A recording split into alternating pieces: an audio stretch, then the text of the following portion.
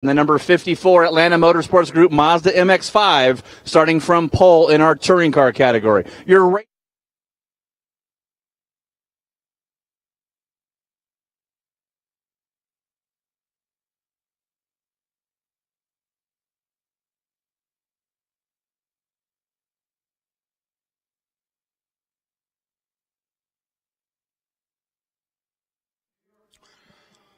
And welcome back to an absolutely glorious now afternoon here at the Utah Motorsports Campus as this very busy Pirelli World Challenge weekend continues to unfold.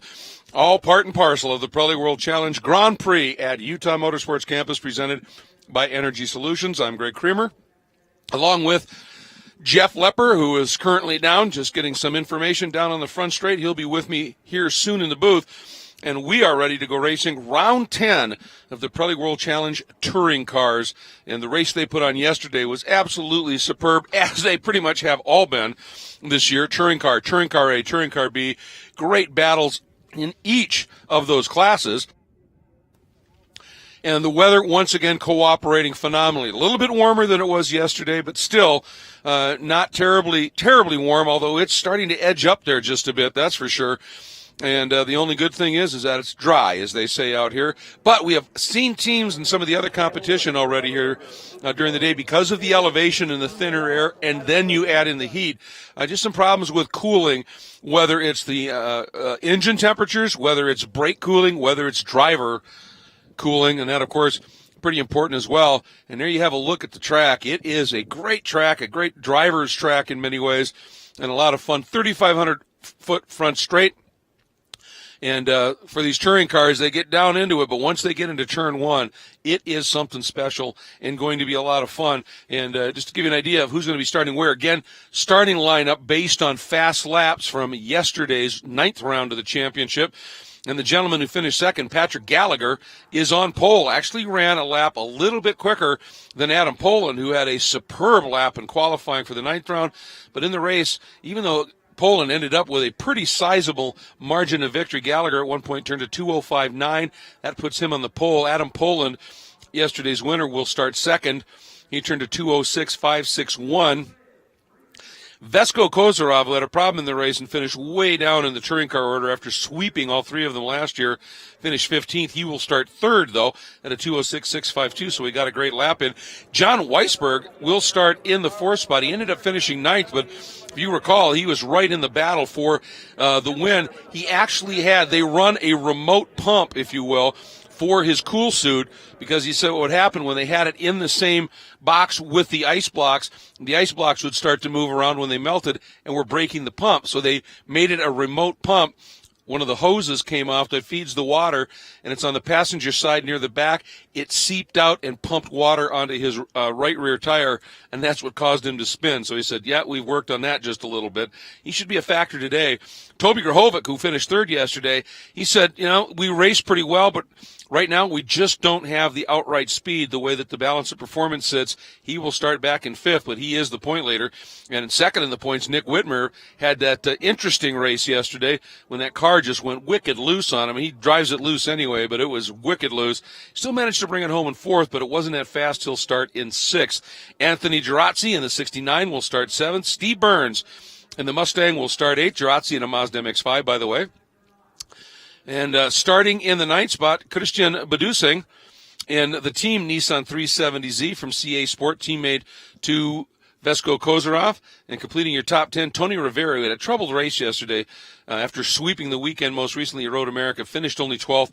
He will start in the 10th spot. Taking a look at the touring car A field, Jason Wolf won it yesterday. He will start on pole. Joey Bickers finished second. He will start second. Wolf in the number 12 Kia Forte Coupe from Kinetic Motorsports. Bickers the number 49 Mazda MX-5 Cup car.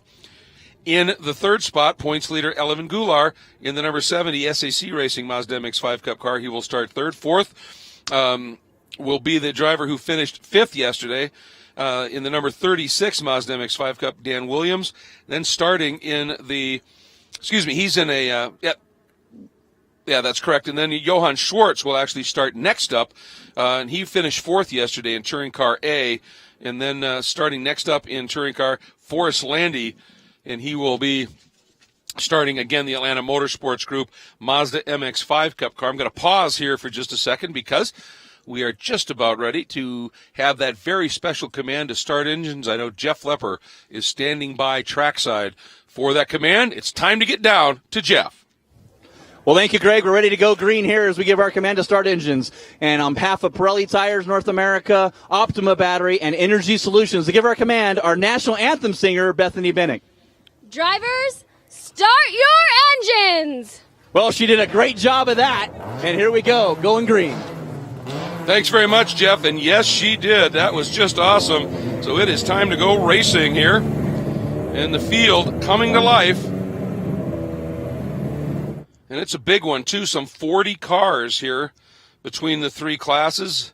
That's pretty impressive stuff. So we're sure looking forward to this race getting underway here. And continuing on with our rundown through the grid here.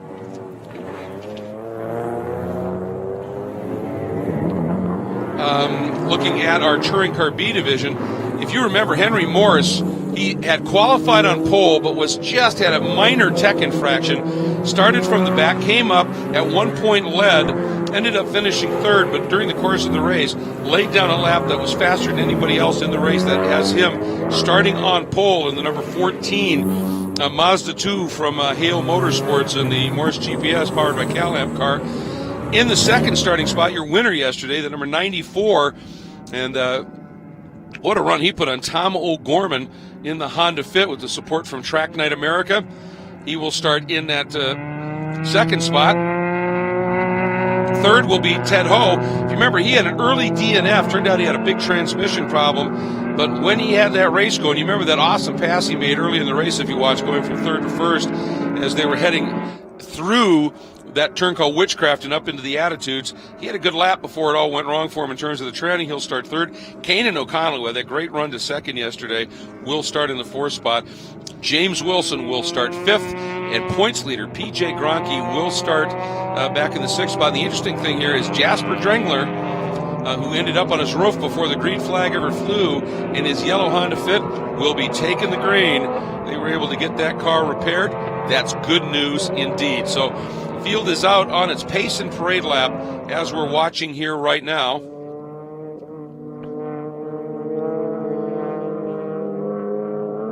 And I'm pretty excited about this. This is pretty amazing racing. I mean, in terms of what unfolds here in these races, I don't think there's a class in Pirelli World Challenge or maybe anywhere at this stage of the game that's as fun, as exciting as these touring car races are. They just put on an unbelievably good show, and that is a lot of fun to be a part of and to be able to call. I'll tell you that, and I hope you're enjoying watching them because it is pretty darn spectacular stuff. So good things unfolding here. We are very excited about getting ready to go racing, and we are closing in on that at this point. Once again, this is also going to be turned into our CBS Sports Network show, so on just the odd occasion now and again, you may have us see a little pause. We may lay out for just a minute, and that's the reason why. But if you've been a regular tuning in here on our global webcast, you understand how that game works. So looking forward to seeing this one get underway again. Three different classes: Touring Car, Touring Car A,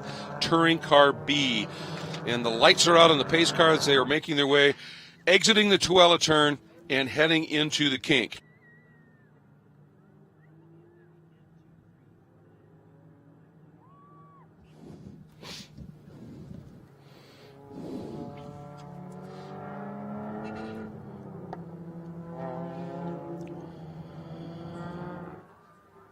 Lights are out on our Cadillac ATS-V, our pace car. We are going racing round 10 of the Pirelli World Challenge Touring Car, Touring Car A, Touring Car B Championships.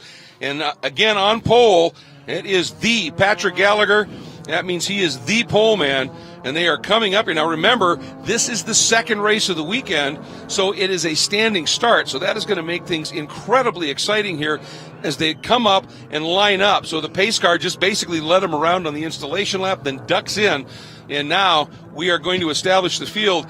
And Jeff Lepper, even though Adam Poland had a pretty dominant day, at one point, Patrick Gallagher threw down a lap. He starts up front. And if he can maintain that pace all race long, I think he's going to be a good challenger to Adam Poland. Toby Grahovic, they made a lot of changes to his BMW overnight. He'll be strong here. Watch out for that BMW M235i Racing. He had a pretty solid run to third yesterday, but the pace was not exactly what he was looking for, so that's understandable. And, of course, should we have a restart at some point during the race, we'll have to deal with that VP Racing Fuels acceleration zone, which is in that last sequence of corners. And, of course, they start, and the first thing they hit is the stop tech braking zone at the end of a 3,500-foot run. Yeah, it's over a half a mile on this straightaway down here, and you got a long time to think about what you want to do, sometimes too long. You don't want to make that mistake going down there into Sunset Bend.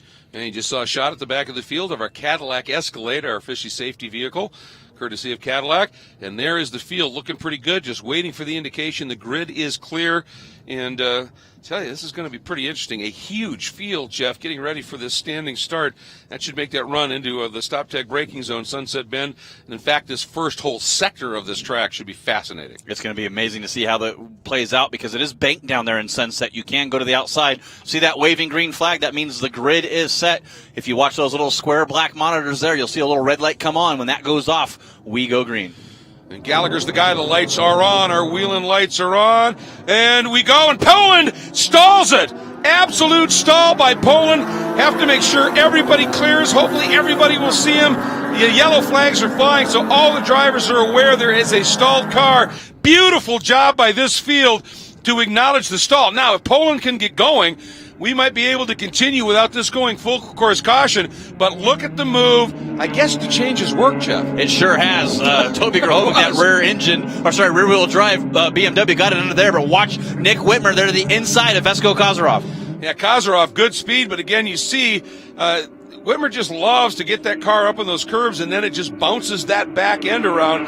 But the interesting thing is, not only did Poland stall, but Gallagher did not get away well, did he? Yeah, dropped all the way back to P6. He's going to have to start playing catch-up, and same with John Weisberg, who was right behind Poland, got hung up. He's back in 7th place. Interesting story for Weisberg. Had a hose come off of his cool suit, pumped water through the passenger area of the car out onto his right rear tire during the race yesterday. That's what caused him to spin. He said, yeah, we've addressed that. Yeah, he caught it, didn't catch it, and said, nope, I don't have it, and spun off into the dirt. He got back underway, got that problem fixed. There's a big tank supper for Kevin Kraus over there, Max Fedler as well. I'm not sure if there was some contact, but Kevin Kraus in that outlier group. Porsche came in off the course out there in turn number 5. And there is a look, the pole sitter 54, Gallagher behind Christian Bedusing right now, teammate to Vesko Kozarov.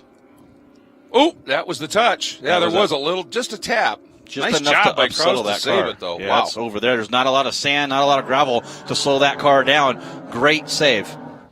Yeah, I mean, that car literally speared off track. That defines that phrase here. But, boy, talk about what Grahovic wanted to see happen in terms of his point scenario.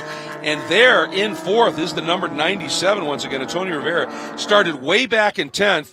Didn't have a great run yesterday. Ended up 12th, and obviously they did some work on the car as well. We'll see if it takes. But onto the front straight, completing lap number 1. Point leader Toby Grahovic, big grin inside that helmet. He sure is. Going back to our TCB there, you see Tom O'Gorman over Ted Ho, able to get the lead in these 2-car breakaway in TCB, and that is a huge gap. Not sure what happened there at the start, but for these 2 leaders to get that big of a gap over at TCB field, something must have happened there. As you look back, I believe that's either PJ Gronke or his teammate Kanan O'Connell back there in 3rd in that Tech Sport Racing Chevy Sonic. And the question is, where is Henry Morris, the young 15-year-old?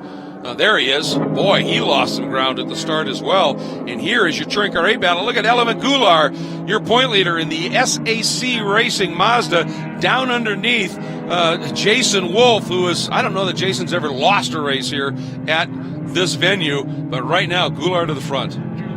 Right behind him is Johan Swartz in that Shea Racing Honda Civic, a brand new build for that car as it was destroyed at Canadian Tire Motorsports Park. They got a new tub, put all the pieces on there. There's a big somebody way off in the dirt. I don't know if that was just a drop of a tire. When you drop a small, even dropping a wheel off here with the silt sand they have out here, it really creates that huge dust cloud as Wolf down to the inside. Nice move by Wolf, tucks inside now. Can Goulart stay on his shoulder?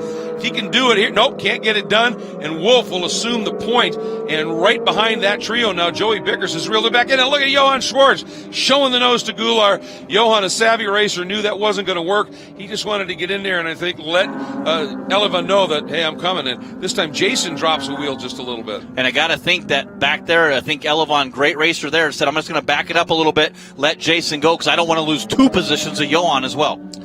And now, feeding it through this section of racetrack. Busy place up through the attitudes here. Look at the line Goulart used. And that is legal. You are allowed to use all of that curb and even that one in the second attitude. You can come way over, not even have your tires on that left side of the track. It works. And you're seeing there, we are watching Kevin Kraus in his Porsche Cayman, the Outlier Scion group, coming back through the field after spinning. He's got around that, and you see back there in 5th is Eric Powell. Here's Joey Bickers, that number 49 Atlanta Motorsports Group Mazda MX-5, into 4th place. Lost touch with 3rd through that lap traffic with Kevin Kraus trying to come back through. And watching him go through, next car we're going to pick up here, Powell, who had a good start up into 5th. And Powell is our Best Standing Start award winner. Congratulations to Mr. Powell here as he gets that award. And congratulations once again. Currently running in the 5th spot. And a nice job for the Tech Sport team. So right now, Toby Grahovic leads overall for Whitmer and Gallagher. Jason Wolf leads TCA over Goulart and Schwartz. And in Touring Car B, it's Tom O'Gorman, Ted Ho, and PJ Gronke.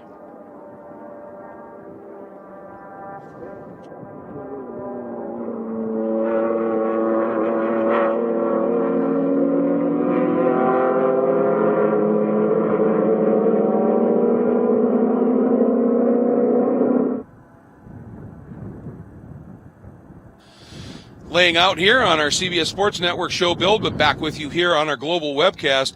And Toby Grahovic, he's doing a beautiful job right now, Jeff. The issue is these cars, that BMW, the Honda, the Nissan, they're all a lot heavier than these MX-5s, and the heat is building here. There's no question about it, and that's going to take its toll on tires. And I think that's got to be a little bit of the strategy. Let's get a big as lead as we can, pull away, because we know that we're going to start backing up later on in the race. If we can get that early lead when everything is cool, not quite up to temperatures, that might be the advantage.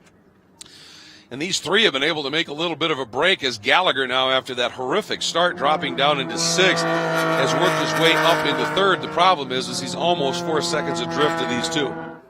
Yeah, he's back there a little bit trying to get that done. Well, now's your chance to win a Replay XD Prime X camera, the same cameras that you see in all of our touring cars here this weekend. If you want to text the word replay to 313131. I think Nick Whitmer was trying to text there as he came onto the front stretch. But once again, text the word replay to 313131. We give a camera away every race weekend.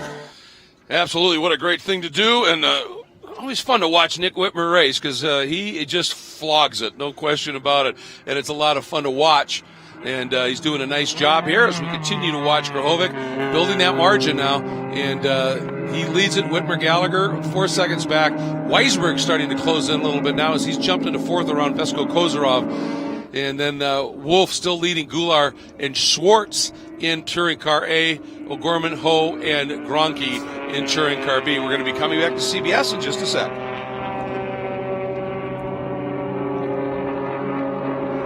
Welcome back, everybody. There is Toby Grahovic, your overall and touring car leader. There's Nick Whitmer.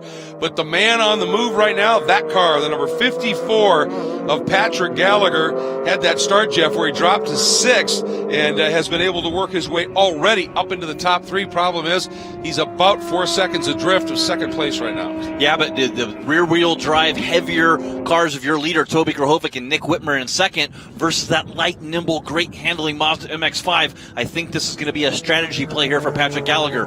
Toby Grahovic, strategy as well. Let's get as big a lead as we can because we know we're going to start slowing down and back up, and we can't back up too far into those Mazda MX-5s.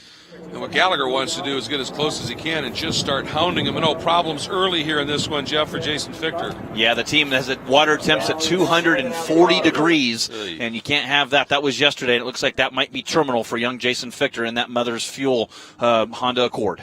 That's unfortunate. He has really had a solid year this year in terms of outright speed. Great to see. Now, a little bit of a change here, it looks like, in our Touring Car A category. Wolf, I think, still leads it and has opened up that little bit of a lead. But now, Bickers has gone from 4th to 2nd in about a lap and a half. And it's a heavy contested championship here in our Touring Car A category with Joey Bickers trying to run down Elevon Goulart. The best thing that's in that rearview mirror of Bickers is seeing that Honda Civic of Johan Swartz, who hasn't done the whole year, but he's right there blocking Elevon Goulart. And Vesco Kozarov slow down there on the inside in his Nissan 370Z. Oh, what a shame. They had a troubled race yesterday, but he sure had some speed when it was working. But right now, he's just trying to get it to pit lane, doing everything he can to try and stay out of the way. This has got to be a frustrating event here, Jeff, for the simple reason that he swept all 3 of the races here last year. You would have expected him to be a serious player, but it is a different car, isn't it? And it is his home track, so it goes to that brand new 370Z platform here in Touring Car, racing the Nissan Altimas last year. Still some teething problems in that. The team behind him, CA Sport, they can get it done, running 4 cars here this weekend. Oh, big moment here for your points leader in Touring Car B, PJ Gronke, doing the big slide here and was trying, I think it looked like he was working on a move here with he and Henry Morris have been having a great scrap for 3rd behind our leaders. Watch it here, Jeff. Oh, yeah, made Touch. big contact there coming into the attitudes and sort of backs out of it. Then he sees that his teammates there and gets turned over there with Kanan O'Connell. Contact with the 2 Techsport Racing Chevy Sonics down through the gravel trap. They get it back underway, and good heads-up driving there from Kanan O'Connell. Saw it coming. But Tom O'Gorman, your race winner yesterday, and won 3 in a row now. Yeah, pretty impressive what he's been doing. The guy, though, that's chasing him, Ted Ho, was really quick. Remember that pass he made yesterday as they were coming into Witchcraft and then running up into the attitudes, and he went from 3rd to 1st with an absolutely fabulous move. It was a transmission problem. We saw him parked, but, boy, he had speed. Yeah, I was over there at the team talking with Bus's Performance and Billy Roper there, and they showed me one side of the clutch. Looks great. The other side of the clutch, just rivets. No material. So, yeah, spun the clutch right out of that Mazda 2. They got the new clutch from James Wilson, actually borrowed one from him in his Mazda 2, which James brings a lot of spare parts. He usually drives that car to the track, so he's got all types of spare parts. But great, it's kind of the camaraderie that we see in Touring Car B-Spec in all the categories here in Pirelli World Challenge. The smart thing right now, Ted Ho not doing anything to try and make a pass on O'Gorman. He's not showing the nose. He's just staying there. And these two have made a pretty good break. I mean, in this class of racing in Touring Car B, they got a 4.5 second lead back to Morris and Gronke and Kanan O'Connell in that battle here. That's unheard of. These guys are playing this game to perfection. It really is. And you see Ted Ho right there behind that. You just got to check this young man, only 18. Got to see if, I'm sure they'll be on the radio with him, trying to check the temperatures and making sure. And you see Toby Grahovic pulling the gap a little bit more. And Nick Whitmer, there we see it. It's starting to back up to those MX-5s now. Patrick Gallagher, John Weisberg. Well, in that car, the way that car works is you just kind of let the back end almost do what it wants. But the problem is eventually that starts to affect the front tires as well. And you can just see it happening here. And Gallagher showing the nose. You can see a lot of lock up there as Whitmer is he's forced to carry so much speed into these corners. And then that just means sometimes he's not that quick out of them. And then Gallagher doesn't want to try to make a move. He's got to try to protect over John Weisberg as well. And not a lot of time to get stuff done here with only 40 minutes. We've already done 12, so 28 minutes to go. And Nick Whitmer way wide there on the exit in the knockout and entering Witchcraft. Can that Gallagher get a run? I think Gallagher had to check up too when he saw him, afraid Nick might come right back in front of him. Yeah, that's the problem. When somebody has a moment like that, you'd like to pounce on it, but if you do and they suddenly come popping back right in front of you, it could be pretty catastrophic. Touring Car A, Jason Wolf doing what Jason Wolf seems to do here. Bickers sitting in second, Goulart in third, and they've been able to gap just a little bit here, Elevon Goulart, so pretty impressive what this group of 3 at the front has been able to do. But for Jason Wolf, this is Utah Motorsports Campus. This is his track. He's a great story.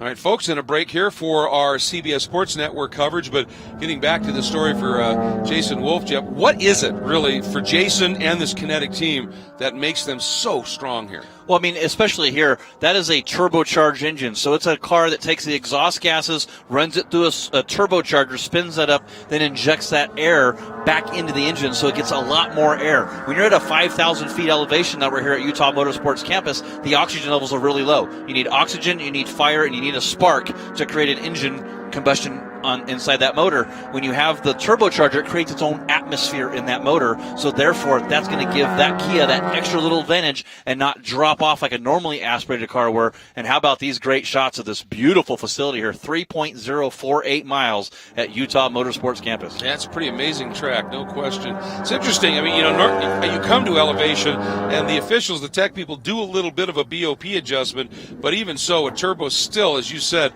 makes that little bit, even if it's been rained in a bit, it makes that its own atmosphere and seems to make it different. And Kinetic certainly prepares a great car that works very well. And make no mistake about it, Jason's a wheelman. You got one of the best drivers in TCA, the only champion we've ever had in the touring car A-Spec category with Jason Wolf and that team. And Joey Bickers, though, starting to close the gap. It was 2.4. 3 laps later, it's 1.8. So I'm not sure if Joey Bickers is starting to close down a little. And good run from Johan Schwartz back there in third, and then your points leader, Elevon Goulart, back in fourth. But Jason Wolf doing a great job. Yeah, he is, using the curb but not overrunning it. I mean, he really knows how to extract every ounce of this racetrack out.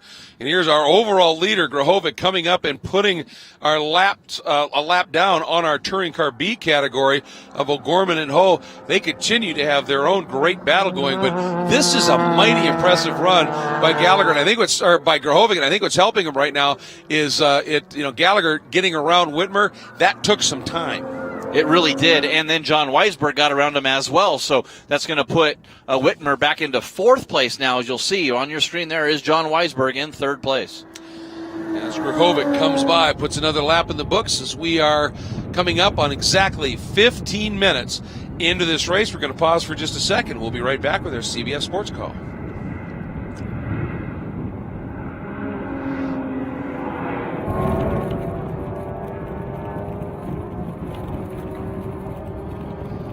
Welcome back to the Pirelli World Challenge Grand Prix at Utah Motorsports Campus, presented by EnergySolutions.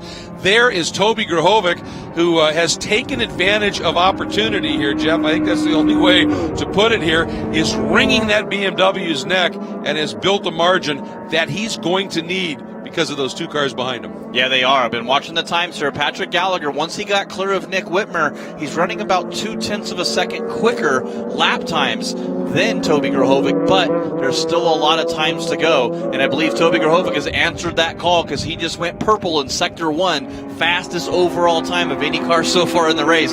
So really setting the pace here early on in the touring car sector.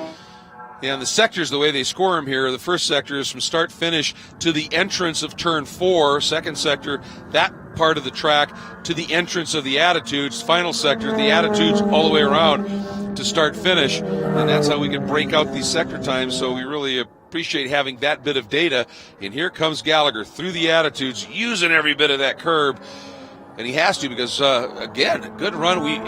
Whenever it's trouble-free, John Weisberg is always a factor. Yeah, that Redcom Lab Mazda MX-5, of course, his wife Dina racing in touring car as well. Brought that Redcom team to 3 strong at Berg Racing with Jay Solinsky running in our touring car A category in that Regenix Cayman fused lenses Mazda MX-5. We'll see him back in our TCA category. He's currently running back in 13th. There, but good run for John Weisberg. And when he's got 3 cars, now he brings in more crew. He's able to focus on his own car and not have to worry about getting 3 other cars ready. So that's really, we've seen that happen here this year in that Redcom car. Let's see what this margin is. It was 3.9 between Grahovic and Gallagher last lap. And it's 3.7, so it's slowly coming down, but it is coming down. Going back now to 9th, you've got a good battle. Shea Holbrook, who had a very troubled race yesterday, in it today, but had to start pretty well back in the order. She runs 9th, right behind her. She's in that 67 right there, that blue Shea Racing, Bubba Burger, and Lucas Oil Honda. Right behind her is a guy who always seems to find it at this track, Steve Burns, of that VP Racing Fuels Mustang. Yeah, I think the Mustang with that V6 power, rear-wheel drive, it's a little heavier than all the other cars in the field, but that extra power, I believe, in that V6, able to get it done. Shea Racing, they lost lost fourth gear in her car yesterday. The team had 2 hours to get that car fixed and get a new transmission put in before race day yesterday. They did that. Car started overheating a little bit. They came in, topped it off. They were able to complete over half the laps and get those precious points. But during that whole time, I sort of disappeared a little bit and went and had myself a Bubba Burger over there at their paddock area. So that was pretty good. I tell you, the car that they just both worked by was Anthony Girazzi, who started the lap up in the 8th spot, and they've been able to get around him. And here they come around the leaders in Touring Car B. And Ted Ho going to try and take advantage, showing the nose. Is he going to get it done, Jeff? Down to the inside. And I think Tom O'Gorman went, well, yeah, he had me there. Nothing I could do about it. And the last thing you want to do is fight that in a Touring Car B-Spec car and lose that immensely valuable momentum. Absolutely. I think Tom O'Gorman saw that happening, knew it was going to hold it. Now, here's what's going to happen is Brian Lift's going to pinch Ted Ho down a little bit. You kind of saw Tom O'Gorman jerk the wheel a little bit, try to see if I can get a look to the outside. Just wasn't quite close enough. But that Breathless Performance team, great job getting that clutch replaced. And Ernie Francis Jr. today at Mid-Ohio Sports Car Course got a win in the TA4 category Trans Am race. So that Breathless team already got a win today, trying to see if they can make it 2 in a row on 2 different racetracks. Boy, Ted would love that. And as you can see, O'Gorman right on his bumper as they were working through Witchcraft here. And here O'Gorman, a little bit tighter line on the exit here, and that allowed Ho to just ease away by a couple of car lengths here, and Kraus slips in between them. Ted Ho will appreciate that. He sure will. It put just a little bit of a breather space in between him and Tom O'Gorman. But Tom O'Gorman won 3 in a row so far. Don't count him out. Yeah, he's been pretty impressive. As we go back, take a look at our TCA leader. Why do you need, in that sequence through Witchcraft, a right rear tire at all? I don't think so, especially on a front-wheel drive car. It's just up in the air, and it's really along for the ride in the TCB cars. I know that a lot of guys will actually crimp the rear brake line and have no rear brakes in the TCB category car because it really is just along for the ride. Going on to the TCA, you're going to use that suspension. You're going to use those brakes a little bit because it's a lot heavier car. But through Witchcraft, it's a sight to see. You can clear a cone, I think, over as tall as some of those cars get. Well, and I'll tell you, it is a very fast corner, but it's a rare, very quick decreasing radius corner. So the load just continues to build all the way through it. That tire gets higher and higher and higher. It's fun to watch these guys, and they do put on a show here. Grahovic, by the way, continues to lead, but Gallagher is trimming that margin down at the very front here.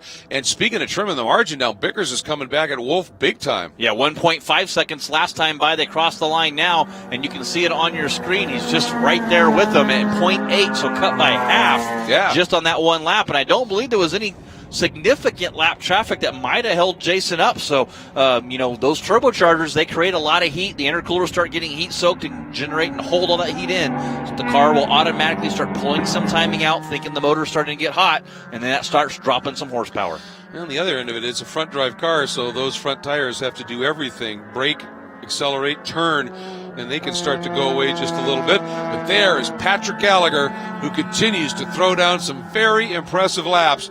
And Gallagher drawing ever closer to our overall leader, Toby Grahovic. John Weisberg continues to run in third. Wolf, Bickers, and Schwartz in Touring Car A. And in Touring Car B now, Ted Ho leading from Tom O'Gorman. And they have a big lead back to Henry Morris in the Touring Car B category. We'll be right back to Utah Motorsports Campus.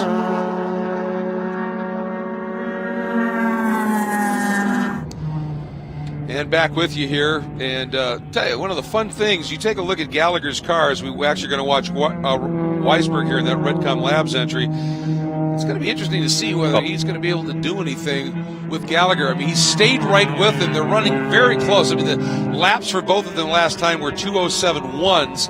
Weisberg slower by about 3/100ths of a second. That's how close it is. And he's doing a great job. But the funny thing is, when you see the side of Gallagher's car, it almost looks like the bodywork is shoved way in right in front of those rear wheels, and it's just a tremendously cool graphics package on the car that they got the artwork on. But right now, Weisberg can't see any of that. He's just seeing that black bumper with that white bumper with that black wing, and he wants to see it a lot larger in his windshield there. Now, we're just about halfway through here, so that Redcom Lab Mazda MX-5 kind of staying there with them. And you see Toby Grahovic sort of flashing the lights a little bit. Some of the lap traffic is the last thing they want to have happen, but is get held up. But the gap is maintained amongst your top three, right at a 2.4 back to Gallagher, and another second back to Weisberg, and they're maintaining that gap here. As looks like one of the SAC cars there getting lapped there by overall leader Toby Grahovic. Yeah, and he caught him. Grahovic did in the attitudes and was not going to wait for an instant to make the pass, and that poor little touring car A car realized it and just said, well, I'm just going to go bounding over the curbs here and let him through. There's Paul Whiting, that number 51 Honda Civic Si-10 on that.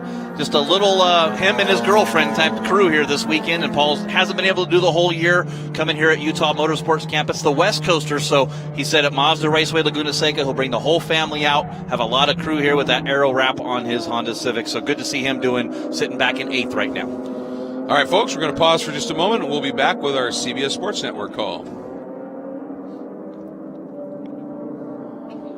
There's your battle for the lead in Touring Car B, and once again, Tom O'Gorman has worked his way around Ted Ho, but they still have that big margin over 5 seconds back to Henry Morris, who's got another 5 back to P.J. Gronke.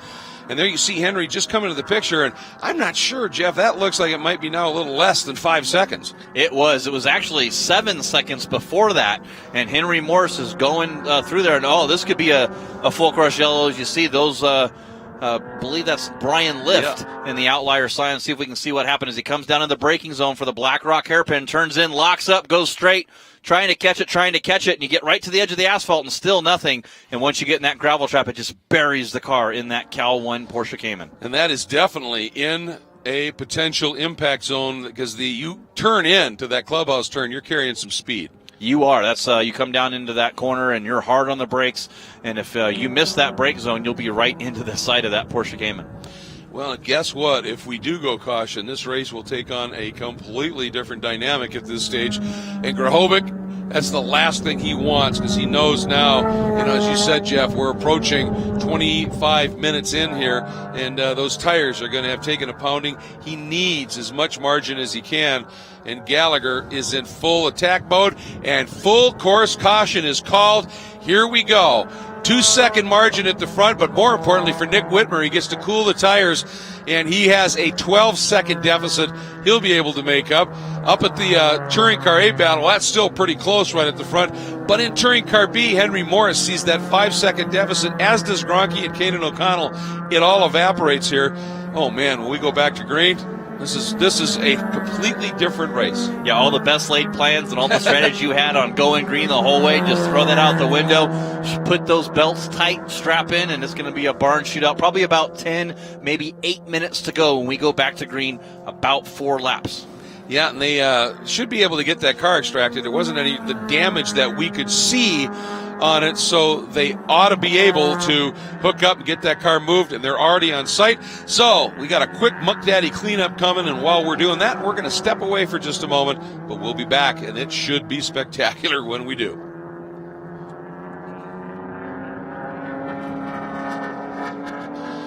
And here we go, Jeff. That was a great response. They got out there in a hurry, didn't they?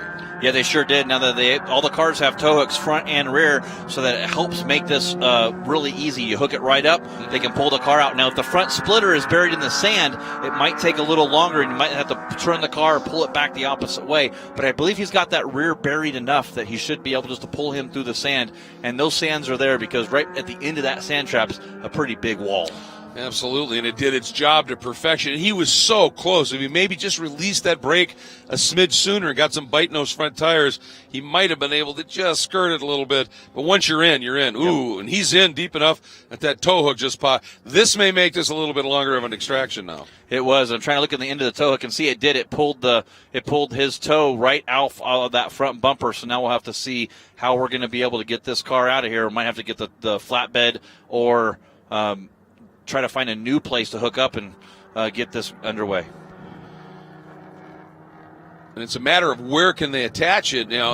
There's certain points you can get in there and hook up to, but the problem is when you're buried in that gravel, if you have to dig out a little bit to find it, it's just eating time is what it is. It really is. And there's a good shot of Matthew Fosnot in that SAC Racing Mazda MX-5. Did not make qualifying practice or race yesterday. Flew in this morning, got here just in time for the autograph session, and then he's got a 5 o'clock flight back home. Working family, man. That's what you got to do. And when you love racing, you do make some sacrifices, and sometimes it's just sleep.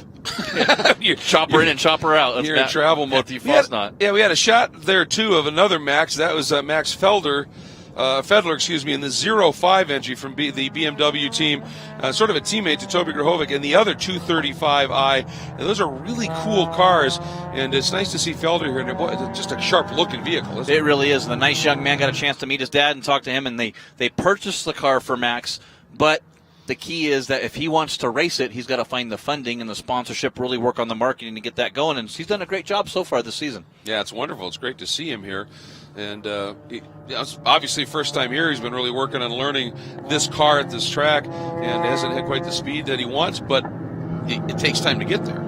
Yeah, and got a good coaches over there with Toby Grahovic under that tent. And Gino Carini, unfortunately, not able to make the race in his Screamin' Sicilian Pizza, the Palermo's Screamin' Sicilian Pizza. He stepped into the broadcast booth yesterday. They saw a small mechanical gremlin or glitch, something that they didn't like in his BMW. They decided to better be safe than sorry, leave the car parked, check it out over the break we have until Mazda Race for Laguna Seca and come back at full speed for the season ender.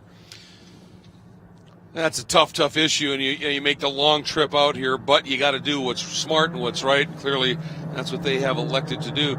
Full field now has pretty much been gathered up behind our Cadillac ATS-ER safety vehicle.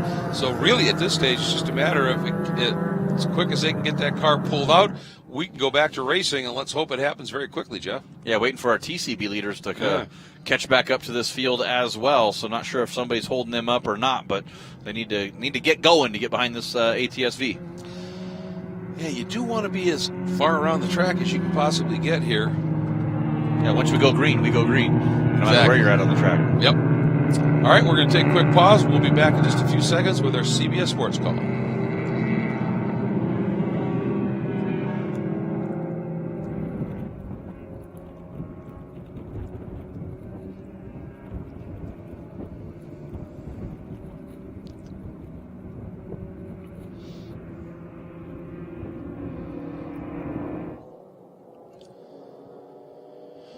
Welcome back, everybody. Pirelli World Challenge Grand Prix at the Utah Motorsports Campus, presented by EnergySolutions. We continue under the full course caution precipitated by Brian Lift, having an off heading down into the clubhouse turn, and broke the tow hook when they were trying to get that car out, so it's delayed the caution just a little bit, and everybody's sort of cycling through, and you can see the front end of the field has been gathered up by the pace car, but there's none of the other cars in sight at the end of this here. And if we get the chance to go green, we're just going to go, I'm sure. And you can see now in the background, those Touring Car B guys are just hustling to trying to catch the back of this pack. Yeah, they're trying to get up there, and you saw you got your TCB leader as well as your TCA leader, Jason Wolf, right there behind the TCB cars. Joey Bickers and Johan Swartz there in that back shot. They're going to want to try to catch up as quick as they can, because they pretty much, with Matthew Fasnot and Jay Solinsky, they're trapped in the front of those TCA leaders. Got a lap on those cars now, and that's just how it plays with interclass racing and sports car racing when the yellow flag comes out. Yep. Sometimes it works for you, and sometimes it doesn't, and that's just part of the game. Here we go, watching as the field comes through. This is the attitude section, seeing it a little bit slower speed here. That left at the top, then the right. And that curbing at the top, right where the red car there, that Tony Rivera's Nissan goes, you can actually run with your right side tires all the way to the edge of the gravel there, and that is still considered track surface. And I'm honestly, Jeff, surprised a little bit. I haven't seen more people doing that in these touring cars. They've got a little bit more ground clearance. They do have a lot more ground clearance, but it's really, really rough over there. And I think a lot of guys, when I talk to Daniel Moen right there in that green number 73, really worried about maybe knocking the alignment out, knocking a suspension piece off. You could even cut a tire on some of those sharp edges where it's got 3 different distinct layers going through there. So you're saying you can do it. That doesn't mean maybe you should do it. Right, yeah, it's gotcha. better to wait. But you come to a last couple of laps of the race and you're fighting for a position. We might see a couple of these guys do that. Yeah, you might be a little bit more circumspect if it was the first race of the doubleheader too, but this is the second one, so an opportunity, you're going to jump on it here. And boy, this extraction is just taking so long, eating up immensely valuable time. And I'm pretty sure the officials are going to go and have a serious look at how, that tow strap was attached to that car, because it really ought to be able to sustain that, being able to get that car out of the gravel. Yes, the gravel is dense and heavily packed, but this is a problem. Yeah, it really is, and really, honestly, shouldn't take that long. As you see Johann Swartz pulling way out off to the side over there by Joey Bickers. I think he's just trying to get some air and get some cooling down into those cars. Well, it's interesting you say that, because I'm monitoring race control, and they just had a radio call that a number of the teams have gone to pit officials and asked if the pace car could pick the speed up just a little bit, and it is because of that. Running now slow behind the pace car, thin air, with these race engines that have been really put to it here a little bit. The temperatures in the cars apparently are going up significantly. Yeah, you get trapped in behind these cars. You don't have that airflow. Everything you've had set on kill, really, or the grenade pin pulled, Yep. And now you're going to slow everything back down, and it starts cooking inside those cars. Not only the cars, but these drivers as well. You know, one guy who will be happy to accommodate? Don Harple. Absolutely. Driving that Cadillac ATS VR. You want me to go faster? I can do that. Not a problem. And was looking back through some old race results back in Pirelli World Challenge when it was the Escort days, and saw Don Harple's name on a couple of results there. Yeah. Longtime racer out here running our Cadillac ATS-V pace car. And when he does the launch after the ceremonies for the GT races in that car, that's a thing of beauty. Yeah, lights those street Pirelli P0 tires up, and if he was not racing on those things, he ain't going to have much left the rest of this year with those tires on that ATS-V. But it's going to be exciting, I think, when Joey Bickers, because he was running down Jason Wolf. But with this, you mentioned the temperatures with trying to pick the pace up. If Jason Wolf can cool everything off on this pace lap, he might be able to give and hold off Joey Bickers. But, oh, man, it's going to be exciting to see how TCA goes. That's what I'm going to watch. And you never can count out TCB. Some of the closest racings we have in Tourney Car with Tom O'Gorman, Ted Ho, Henry Morris, and your points leader, PJ Gronke in TCB. And how about Kane and O'Connell, the second-generation driver, if you recognize that from our GT category. Johnny O'Connell got his first podium in his debut yesterday, finishing second, and saw some tears there on the podium from Johnny O'Connell, a complete different side from our four-time champion. Yeah, that's Dad's side. That's a whole different ballgame out there right now. You know, the interesting thing for Jason Wolf, the nice thing is if his fronts were starting to go away as well, just from all the load on that front-wheel drive front tires, this is going to help him. And for Grahovic, he would have hated to see that margin go away, but it had already come down to just 2 seconds with a lot of racing to go. We already saw what Toby can do when the tires are cool. So actually, this may have been an assist for Toby here, is that assuming we can get back to green, he's going to have those Pirelli P0s back underneath that heavier BMW. Might be able to get a little bit of a gap, but boy, this extraction is almost just painful to watch, isn't it? It is. They got the tow truck there, and they're trying to hook it up to that, but they can't get the truck into the gravel trap, because then you just bury the tow truck in the gravel trap as well. Yeah, it's unfortunate. Almost looks like they need to winch him out here at some point. But again, now this is just trundling away. This is frustrating, as we're now down to 4.5 minutes left in this race. And Jeff,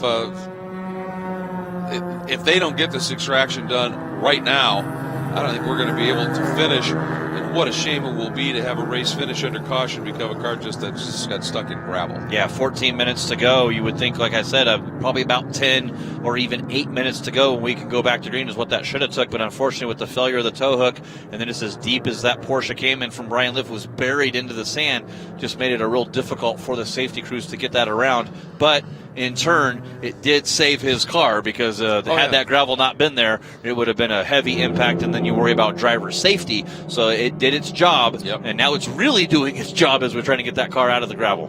Well, that's the thing. I think the gravel did its job. After that, it's been a little bit tough here at this stage. And we're getting word that there is a possibility, Jeff, that we might get a white flag shown the next time the field comes by, the start-finish line. Now, they finally have got this car up and out of the gravel. Do we get a one-lap shootout? It all depends. If he can get in that and just drive it away in a hurry here, and these safety vehicles can make a quick move off track here. Maybe. There's time. They're only in the Black Rock hairpin here, Jeff. Yeah, they do have plenty of time to get him strapped back in and get him underway. The key is he's going to have to stay offline or maybe just a little bit off or even just pull it behind the wall knowing his race is done, because you don't want to go over there and lay the gravel out all over the track or the racing line as you leave there. They'll get the EV crews. So there could be a chance we might see a green-white checker or just a green and a white flag and just be a one lap till the end. Well, it's possible. It's all going to come down to how quick they get moved. We'll watch the lights on the top of that pace car, and we'll listen to race control, and let's hope that we're able to at least get a lap of racing here to bring this one home. If we do, it should be furious.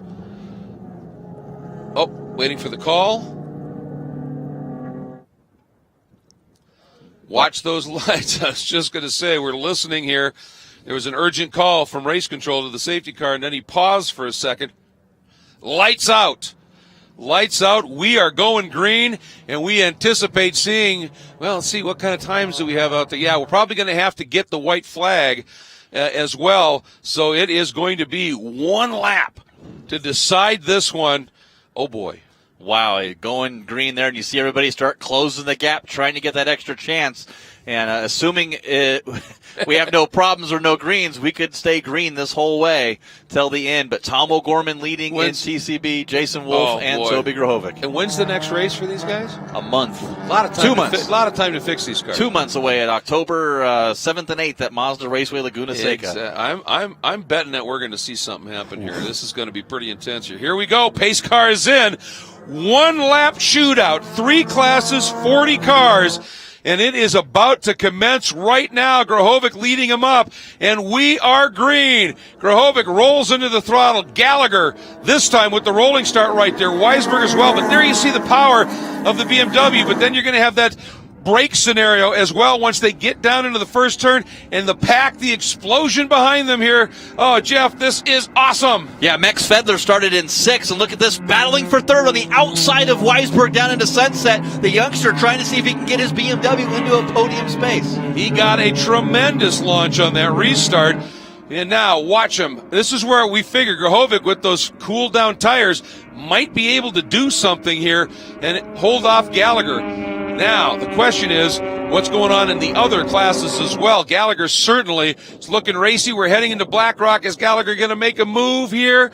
Not quite close enough yet. 3 abreast at the inside of 4 at the kink. Okay, so Daniel Moan and Nick Wimmer go. Oh, and Toby Grahovic way slow coming off the exit. Gallagher trying to make a move. Wow. And I wonder if Grahovic was just squaring it up a little bit, trying to get a good run to not let anybody get a run down there in the hairpins. Look at this. Jason Wolf in the middle of a sandwich here as they come through the Black Rock hairpin. Bickers, Schwartz, Goulart all in the mix here as Grahovic sweeps through. He's got a little bit of a margin at hand here. Watch this. What's unfolding? Touring car A.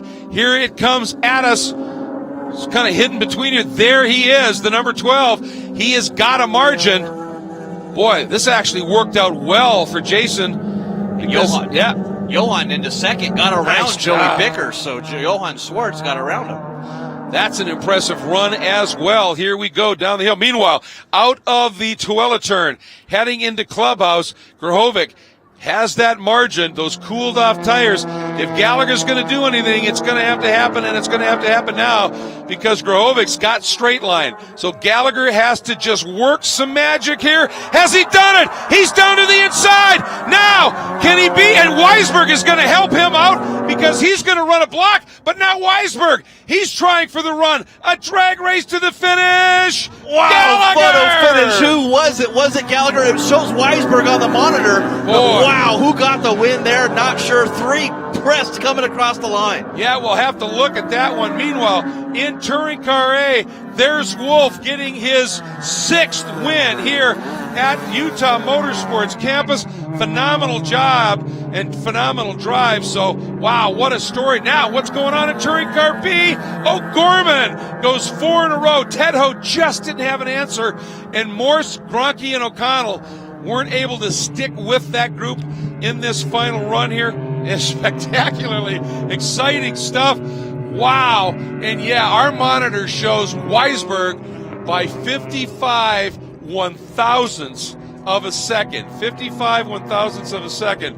Now, the question is, sometimes it's where transponders are located and the like, so we're going to have to confirm this one.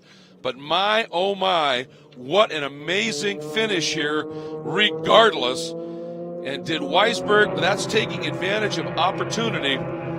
Can't fault that one at all. What an amazing, amazing race here. And we'll have to find out just exactly what that margin of victory record is. Let's see. In Touring Car A, 3/1000ths of a second. So they didn't quite break that record, but for Touring Car, they may well have. And we're going to come up with the answers and some interviews when we come back to Utah Motorsports Campus. Wow.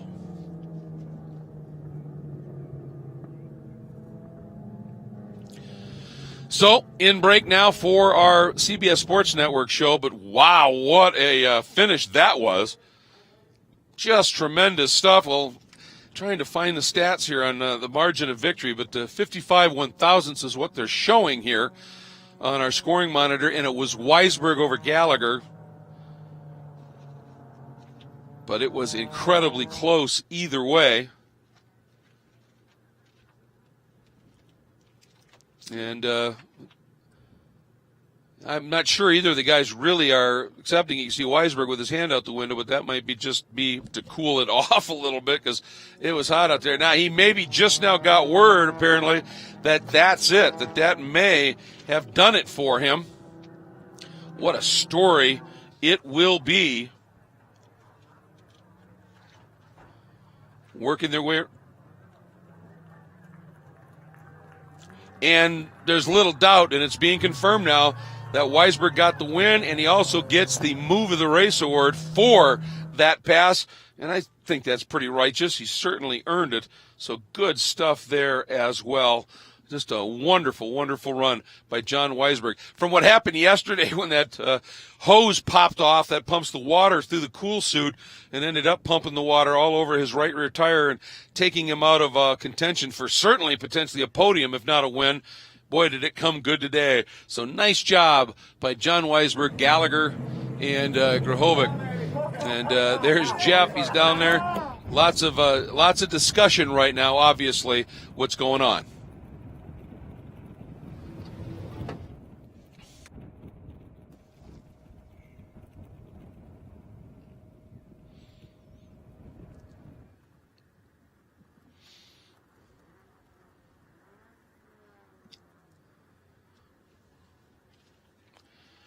And welcome back, everybody, to the Pirelli World Challenge Grand Prix at Utah Motorsports Campus, presented by EnergySolutions. Round 10 of the championship for the touring cars is done, and a spectacular finish at the end, and a tremendous read of traffic and an opportunity. And John Weisberg comes through with a margin of victory at 55/1000ths of a second, Jeff. That must be one relieved guy. Well, we opened the cool box, and there was water in there. 55/1000ths of a second drag race to the end. Oh, man, what an incredible race. I got to thank Pat from the Atlanta Motorsport Group. What a fantastic guy to race against. Toby did a great job. I know he was struggling with tires, but I was just hoping that Pat could get inside of him at some point, and we could have at least a Mazda 1-2 or at least a Mazda on the top. I never expected to be here. Well, walk us through that pass. We're showing it right now here as you came off of onto the front stretch. Well, we came through wind up, and I knew Pat would probably jump to the inside, and he pushed Toby wide, and just Pat didn't have enough grip to carry out the speed, and I was able to take the normal line and get a little run on Pat, and I guess it was just enough by that much. Well, there's John Weisberg in that Redcom lab getting his race win and probably the closest finish in Pirelli World Challenge history. Yeah. Well, Jeff, that has been confirmed. The margin previous to this was 0.295 seconds, and now it is 55/1000ths of a second. Weisberg over Gallagher, just that close. Grahovic third. Good points for Toby, because neither Weisberg or Gallagher, well, Gallagher's part of the points battle here, but for Toby, that's exactly what he needed. What a run by Max Fedler, coming up from deep in the pack after problems yesterday to fourth, and Christian Budusing, even with problems for her team owner's car, and Vesko Kozarov doing a nice job to come up into that top five. And now we're going to take a look at the points as well after this 10th round of a championship. And now let's get down to Jeff with our winner again. Jeff in Touring Car A. Well, Jason Wolf, you come back to Pirelli World Challenge, win yesterday, win today, and there's really nothing left for you to do but win. Yeah, that was a good race. The guys behind me got into a battle at the beginning, gave me a pretty good buffer. So I was able to ride that out for a little bit, just try to stay as consistent as possible. And he was gaining on me there at the end, so it's making me sweat a little bit. But no, we were able to hang on, and can't thank the guys at Kinetic enough. Well, here's a stat for you. All-time race winner amongst any category here at Utah Motorsports Campus. Oh, that's pretty cool. I like that. Sums it up great, Greg. I would think you would like that a lot, and did a tremendous job here. As we take a look at the results in Touring Car A, Wolf with that win. Johann Schwartz, what a fighting comeback here to the Pirelli World Challenge after being out of it since Circuit of the Americas. Second in this one, Joey Bickers third, Eric Powell in fourth. And the big story here is we're now going to take a look at the points in the Touring Car A category. Is Eleven Goulart back in the sixth spot with Powell in fourth? Things are snugging up.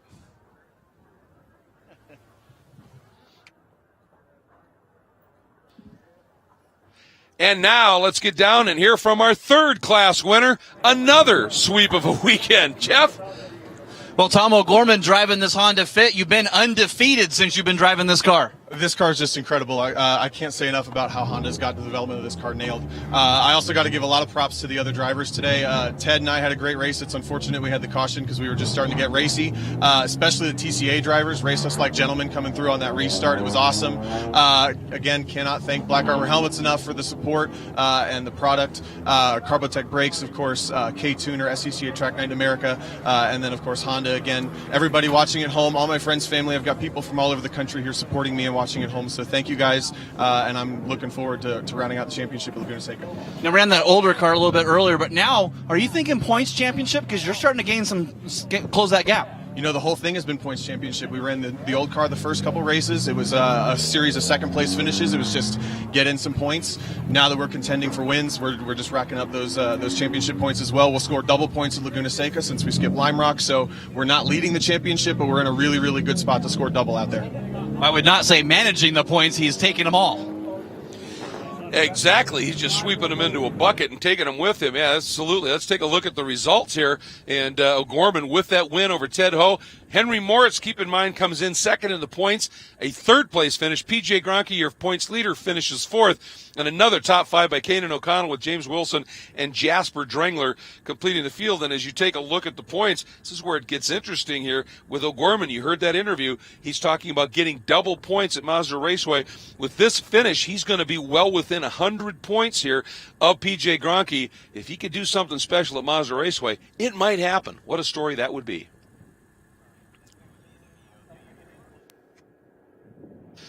All right, folks, thanks so much for joining us here on our global webcast, all part of this remarkable Pirelli World Challenge Grand Prix at Utah Motorsports Campus, presented by EnergySolutions. Once again, on our webcast, we're going to take a little bit of a pause here.